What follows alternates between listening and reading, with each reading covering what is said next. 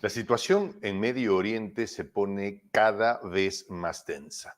El secretario de Estado de los Estados Unidos no se cansa de viajar a la región para intentar apaciguar la situación, mientras que Israel ha comenzado ya a retirar a sus efectivos de la Franja de Gaza sin haber conseguido el resultado estratégico que se puso como objetivo desde un principio: recuperar a los rehenes.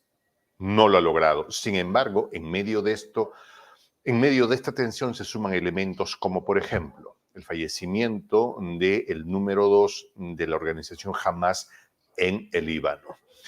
Una situación difícil de una afectación a la población de Irán cerca de la tumba del general iraní fallecido en tiempos del Donald Trump, Al-Sani me parece el nombre, ya nuestro invitado nos ayudará, mientras hace unas horas atrás la tensión en el Mar Rojo se pone mucho más elevada en la medida en que un buque iraní, una fragata iraní ingresó a la zona. Ezequiel Vistoletti, gran y querido amigo de esta casa, conductor del canal de YouTube Demoliendo Mitos de la Política, además que hombre de la academia en términos de relaciones internacionales, nos acompaña. Ezequiel, bienvenido, gracias por estar con nosotros. Hola Jota, un placer como siempre. Normalmente suelo hacer una introducción corta, pero ante tantos eventos, hermano, ¿qué percibes ahí? Sí, además, Jota, nosotros al día 4 de enero, Jota, y ya un evento violento tras otro en el inicio de un año histórico, ¿no? Recordemos nuestra charla de la semana pasada, comenzó un año histórico, un parteaguas, un año bisagra, algo verdaderamente frente a lo cual aparecemos históricamente. Vamos a recordar en el futuro este año como un año histórico, ¿no? Entonces vamos a presenciar algo fuera de lo común. En ese sentido aparecemos como privilegiados. A la vez, los años históricos, los parteaguas, por lo general están caracterizados por la violencia, están caracterizados por la guerra. Y el año comenzó efectivamente de esa manera, con un hecho violento tras otro, después de los ataques y contraataques con misiles en Ucrania. Bueno, ahora el foco de la atención aparece nuevamente en Palestina, en Israel, en la Franja de Gaza, y no solo eso, sino también en el Líbano y en Irán. Comencemos parte a parte, paso a paso, Jota. Primero, la operación militar israelí en Gaza aparece empantanada. No solo no presenciamos éxitos rutilantes de las Fuerzas Armadas israelíes, sino que presenciamos un empantanamiento.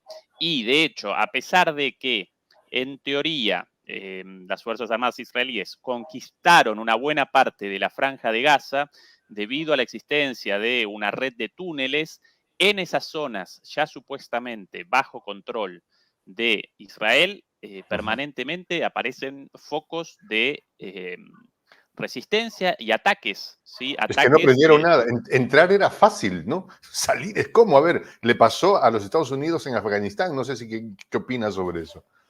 Sí, este conflicto presenta características especiales debido a la larga data, a la cuestión religiosa, a el combate urbano, a, bueno, muchísimas otras cuestiones, pero sí, en última instancia, en términos de dinámica, representa un fenómeno parecido en cuanto a el imperialismo, el colonialismo y los combates entre fuerzas opuestas con un David, un Goliat, y muchas veces el Goliat debe retroceder. Pero para recapitular toda la sucesión de hechos. Por un lado, esto de el empantanamiento, la falta de éxitos y del objetivo final, pero a años luz aparece Israel de su objetivo final de esta invasión, básicamente la eliminación de Hamas. ¿sí? Ya no solo no querían la toma de Gaza, sino que en los objetivos, ellos, o como objetivo, establecieron la eliminación de Hamás y aparecemos a años luz de eso. Eso por un lado, punto número uno, y sumado a eso, una situación de Netanyahu cada vez más difícil, por sobre todas las cosas en su frente interno, ¿sí? Le anularon la Segundo, reforma judicial que estaba intentando, pero prosigue, por favor. segundo hecho, el día 2 de enero, a los 2 días del inicio del año, por lo menos el año para nosotros, un ataque de Israel con un dron en territorio libanés determina la muerte del vicepresidente del buró político de Hamas, de el ala política de Hamas. Recordemos que Hamas representa una organización político-militar, con un ala militar, pero también con un ala política. Bueno, el día 2, Israel comete un ataque contra este líder político llamado Saleh al-Arouri. Según los israelíes, el arquitecto de los atentados del 7 de octubre, aunque él no convalidó esa afirmación, sí realizó una reivindicación de los ataques, pero no convalidó haber participado como organizador, así que eso, bueno, esa representa la versión de Israel. Más allá de esto, ataque con un dron en Beirut, en el Líbano, contra este señor, y como resultado del ataque también aparecen 6 muertos más ligados a Hamas, 4 combatientes rasos y 2 comandantes de las brigadas Al-Qassam. Esto el día 2. Y al día siguiente, nada más y nada menos, un atentado terrorista en Irán, en el marco de una ceremonia conmemorativa de otro asesinato, del asesinato de Qasem Soleimani, A Soleimani. de un oficial, el más alto oficial de las Fuerzas Armadas iraníes en el momento de su muerte, hace exactamente 4 años, y la segunda persona más poderosa de Irán en aquel entonces, para muchos el responsable de la victoria de Siria contra el ejército islámico en su versión local, Daesh, la llamaban. Bueno, recordemos, ¿asesinado por quién? Asesinado por Estados Unidos en Irak con un misil lanzado desde un dron estadounidense, ¿sí? Por orden de Trump, contra todos los derechos más básicos, contra todos los principios más básicos del derecho internacional. Este señor había desembarcado en Irak, descendió de su avión, ascendió una camioneta, y en ese momento uno de estos drones llamados Reaper, básicamente un avión de combate, un caza, incluso con el tamaño de un caza, con misiles, realiza un lanzamiento de un misil y genera la muerte de él y sus acompañantes. Hace 4 años por orden directa de Donald Trump. Bueno, el día 3 conmemoraban ese asesinato en un cementerio de Irán, y a pocos metros de su tumba, en el medio de una procesión masiva, porque este señor para muchos iraníes representa un prócer, por ende todos los años conmemoran su asesinato. En el medio de esa procesión, una bomba, un atentado terrorista con una bomba aparentemente colocada en un maletín, con una primera ola de muertos y de heridos muy grande, y entre 10 y 15 minutos después, una segunda explosión, una segunda bomba con una ola de muertos y heridos aún mayor. Bomba, la segunda, detonada estratégicamente en el lugar de huida de las masas tras esa primera explosión, de manera muy sádica y muy cínica. Bueno, la segunda explosión precisamente pensada en el lugar de huida de toda esta gente, con lo cual mayor conglomeración aún, una nueva explosión, y hasta el momento, por lo menos esa la última la última cifra vista por ahí, algo así como 100 muertos, ¿sí? Nada más y nada menos que 100 muertos. Las imágenes grabadas por personas en el lugar, verdaderamente dantescas, gente despedazada, bueno, terrible. En el primer caso, en el caso del ataque en el Líbano contra el vicepresidente del buró político de Hamas, Saleh al-Arauri, ahí la autoría de Israel aparece confirmada, no directamente por Israel o por sus Fuerzas Armadas, porque por práctica habitual, las Fuerzas Armadas israelíes no realizan confirmaciones de sus ataques en el extranjero, por costumbre, por política, pero en su lugar, a menudo, los Estados Unidos, como en este caso, oficiales de los Estados Unidos realizan una confirmación en su nombre y efectivamente, en este caso, una vez más, un oficial de los Estados Unidos realizó una confirmación de la autoría en este caso.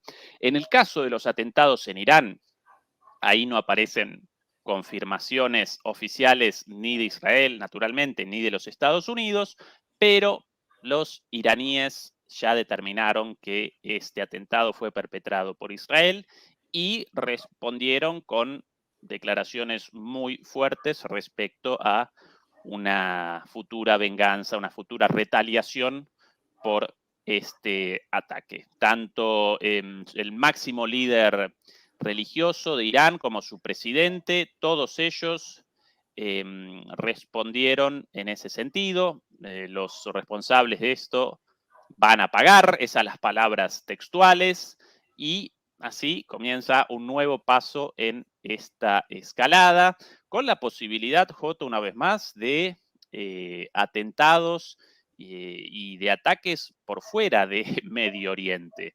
Recordemos, por ejemplo, acá en la Argentina, en los años 90, dos atentados, el primero contra la Embajada de Israel, el segundo contra una mutual judía aquí en La Daya, atentados contra la comunidad musulmana también en todo el mundo, con lo cual, una vez más, esta escalada y la posibilidad de ataques y atentados en cualquier lugar del mundo. La reacción de las Naciones Unidas frente a esto genera vergüenza ajena, lamentablemente. En lugar de realizar una condena vehemente, decidida, sólida contra estos ataques. Por cierto, un ataque, el primer ataque, ¿no? Porque en el segundo no aparece confirmada la autoría, así que bueno, vamos más allá de nuestras especulaciones políticas y de las afirmaciones de los iraníes, muy probablemente ciertas, pero en el caso del primer ataque confirmado de Israel en el Líbano, bueno, eso representa una violación del derecho internacional, un ataque de un país a otro, entre dos países sin estado de guerra, una ejecución extrajudicial. Bueno, las Naciones Unidas, en lugar de rechazar esto, realizar una condena, no, determinaron realizar una declaración en la cual llamaban a todas las partes a la moderación, básicamente. Así las palabras de la secretaria de prensa, de la vocera de Antonio Guterres, el secretario general, cara de compungida, cara de tristona, cara de hastío, ay, qué terrible la situación, llamamos a todas las partes a la moderación. Cuando una parte perpetra un atentado, realiza un ataque, cuando algunos actores en el mundo perpetran atentados terroristas, realizan ataques, entonces el norte global reacciona inmediatamente con sanciones, con el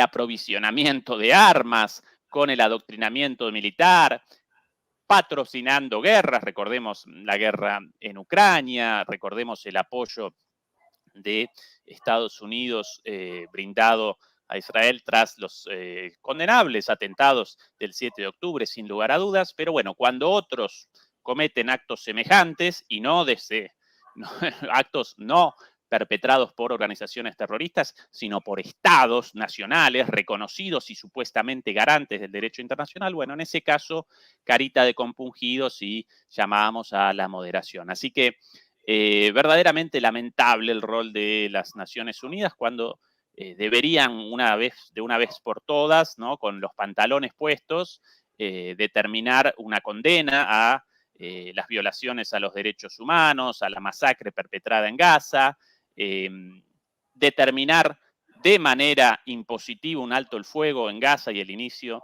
de negociaciones, pero no, presenciamos lo contrario, para unos unas reglas, para otros otras reglas. ¿Sí? En medio de eso tienes una fragata iraní ingresando a el Mar Rojo, donde los hutíes cada vez más están complicando las cosas para los intereses de Israel y en términos generales para Occidente, ¿no?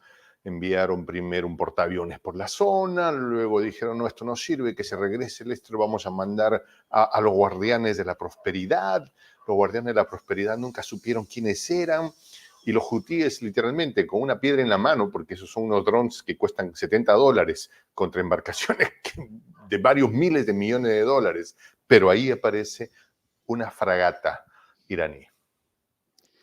Bueno, efectivamente, Jota, los hutíes con muy poco generan mucho ruido y naturalmente detrás de eso aparece una movida muy inteligente de Irán. Recordemos que Irán patrocina a los hutíes originalmente en una guerra en Yemen contra el régimen existente, el régimen en el poder, patrocinado a la vez por Arabia Saudita. Está una guerra proxy en su momento, de alguna manera, entre las dos potencias regionales. Finalmente, gracias a la mediación de China, comienza un acercamiento entre Irán y Arabia Saudita y de esa manera desactivan este conflicto en Yemen con los hutíes, pero ahora los hutíes aparecen prácticamente en el poder de todo este territorio y comienzan a realizar ataques contra barcos civiles, ataques o en realidad el secuestro de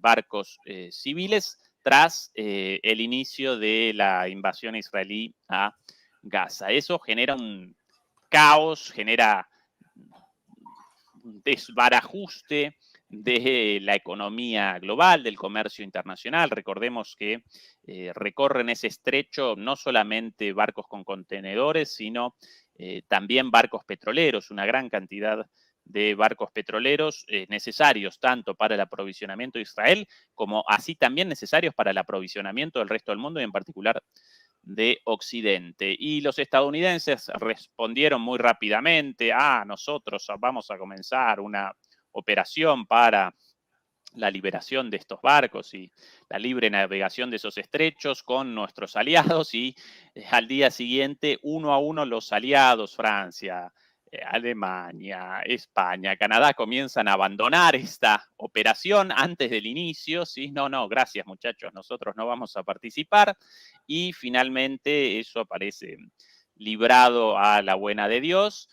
Por otro lado, determinan los Estados Unidos la salida de uno de sus portaaviones de esa zona, si no recuerdo mal, el Eisenhower, sobre lo cual podemos realizar especulaciones respecto a las razones de la salida de estos portaaviones. En realidad, todo esto de los portaaviones J comenzó inmediatamente después del ataque de Hamas a Israel y generaba mucho ruido, porque ¿con qué sentido despachaban los estadounidenses a sus dos portaaviones más poderosos, estas moles de miles de millones de dólares con capacidad para decenas de aviones? Bueno, ¿con qué necesidad el estacionamiento de estos portaaviones en el mar Mediterráneo originalmente?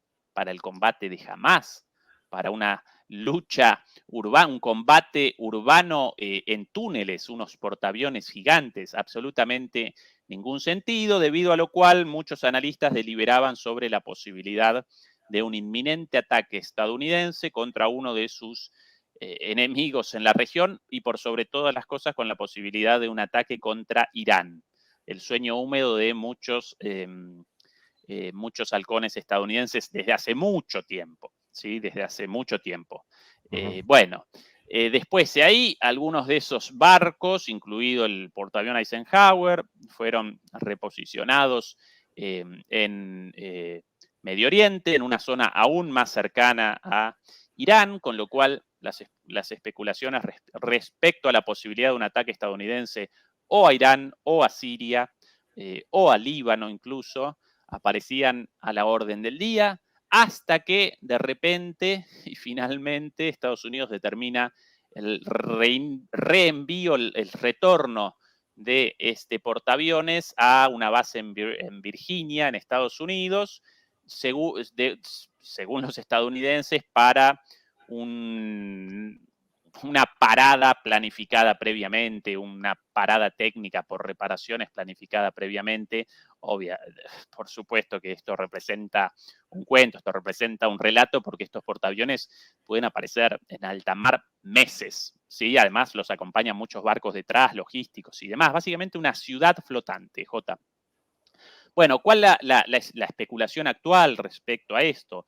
Bueno, evidentemente en el gobierno estadounidense las distintas líneas de los halcones, los más duros y los menos duros, que no blandos, aparecen en disputa y habrían establecido su posición finalmente los menos duros debido a el desastre en las encuestas de opinión de cara a las elecciones a final de este año. Ya Biden desciende y desciende y desciende, no lo quiere más nadie, y para colmo lo quieren como candidato para la reelección. Bueno, los halcones menos duros a partir de esta situación habrían determinado que no quieren una nueva locura en esa zona, porque eso determinaría inmediatamente la derrota indeclinable de Biden frente a Trump.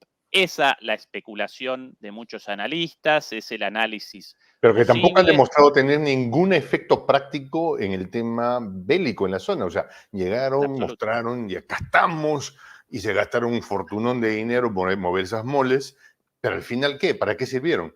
Efectivamente, y no solo eso, Jota, sino que además de la posibilidad de comenzar un nuevo conflicto con muy escasas perspectivas de éxito para Estados Unidos, otro fracaso más, Ucrania, la Franja de Gaza a través de Israel, lo de Taiwán, bueno, por no recordar el desastre de Irak, el desastre de Afganistán, etcétera, etcétera. Claro que ahora Estados Unidos presenta una situación muy distinta a la de antes con Irak o Afganistán, cuando generaba un desastre en algún lugar del mundo y después lo abandonaba, y debido a su poderío como potencia unipolar en ese entonces, bueno, de alguna manera parecía impune, podía responder a todos esos gastos sin tantos problemas. Hoy día ya no, por la existencia de China, de Rusia y de la India. Entonces, bueno, no solo esa posibilidad de un nuevo frente desastroso para Estados Unidos,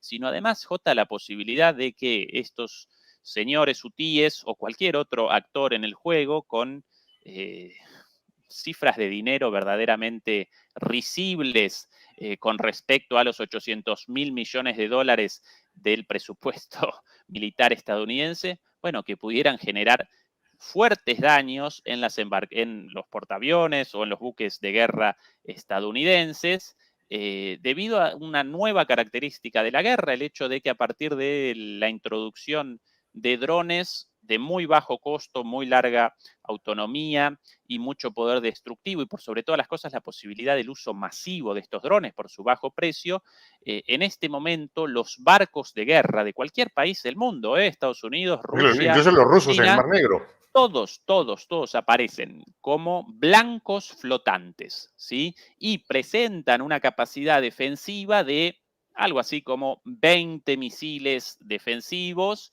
misiles antimisiles, cada uno de ellos con un valor enorme de $1 millón, y cualquier hijo de vecino puede Con realizar una un piedra. ataque Sí, con 50 drones comprados por Amazon. Esta es la locura bueno, el desarrollo de la guerra actual, por lo menos hasta este momento. En algún momento de seguro generarán medidas defensivas contra esto, muy posiblemente por el lado de drones defensivos, de drones masivos también para la defensa.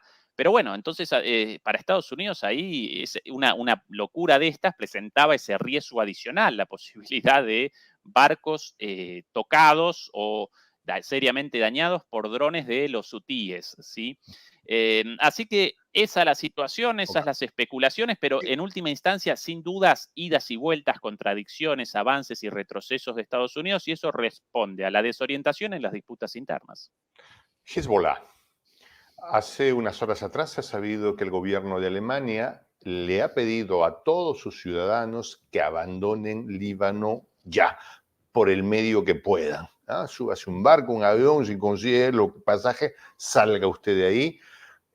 Nosotros no tenemos los recursos necesarios para atenderlos a través de nuestros servicios diplomáticos. Y si es que usted no puede salir, aprovisionese de agua, de comida. Mientras, en otro escenario, en Alemania tenemos ahora mismo movilizaciones inmensas de los agricultores, de los camioneros, reclamando diésel más barato. Imagínate que eso se lo hicieran a Milei, pero de eso hablaremos en otro video. Impresiones sobre eso. Bueno, la política exterior de Alemania, verdaderamente un desastre y por sobre todas las cosas un desastre para su población, para la gente de a pie. El aumento del precio de los combustibles junto al aumento de los precios en general representa una de las consecuencias negativas. También debemos recordar el proceso de desindustrialización iniciado como consecuencia precisamente del aumento de la energía.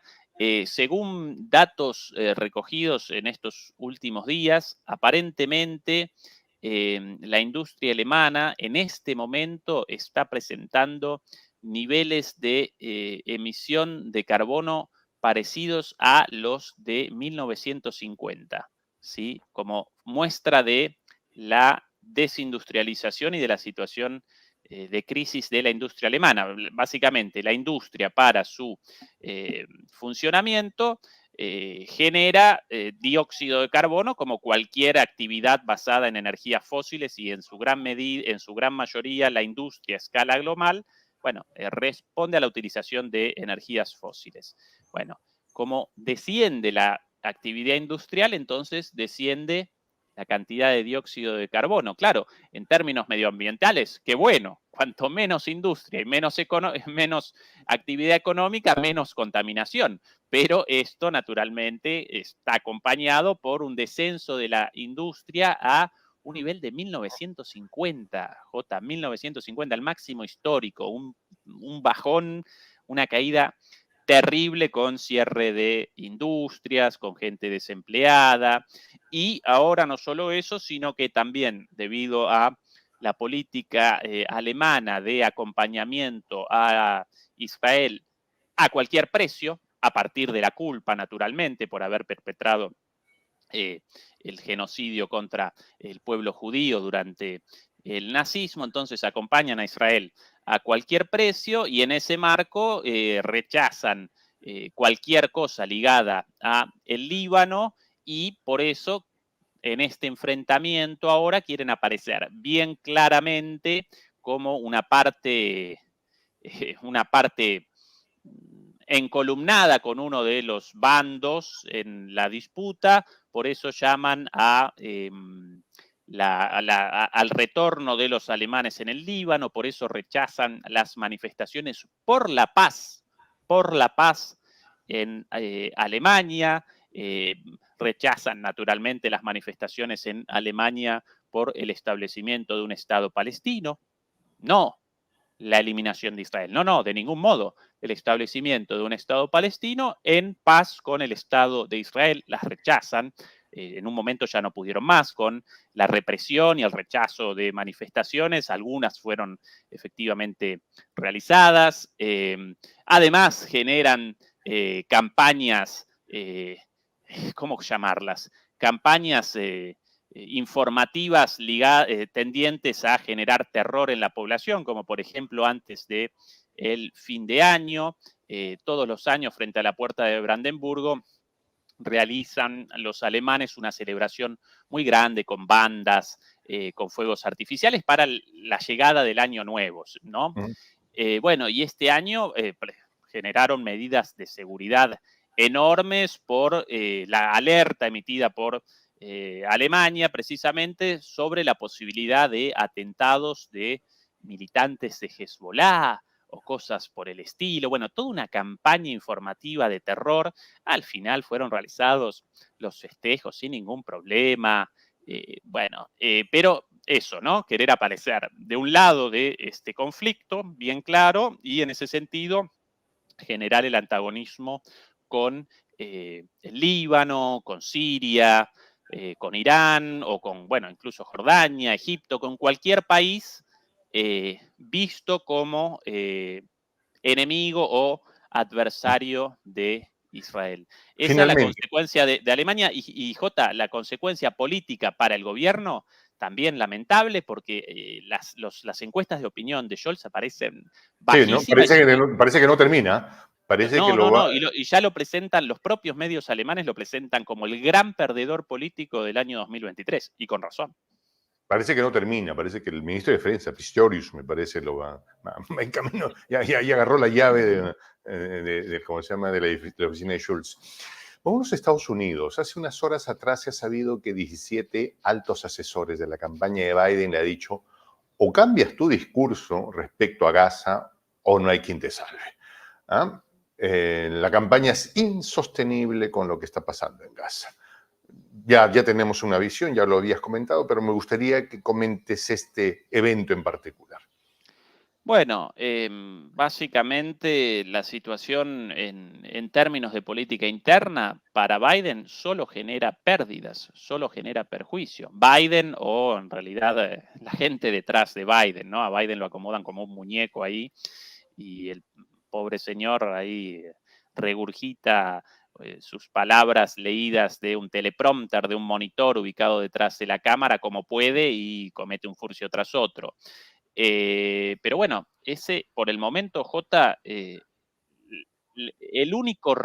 la única fuente de refreno, de alguna manera, de limitación, de autolimitación de los halcones estadounidenses aparece ahí, en el hecho de que estas políticas tan malas para el mundo, pero también, y esta es la novedad, tan malas para los estadounidenses de a pie, generan una caída en las encuestas muy fuerte de Biden y de su gobierno, con momentos a veces tragicómicos, como el documento publicado hace poquito con motivo del fin de año, con los logros de Biden, y uno recorría la lista de logros y verdaderamente llamaban a la risa, ¿sí?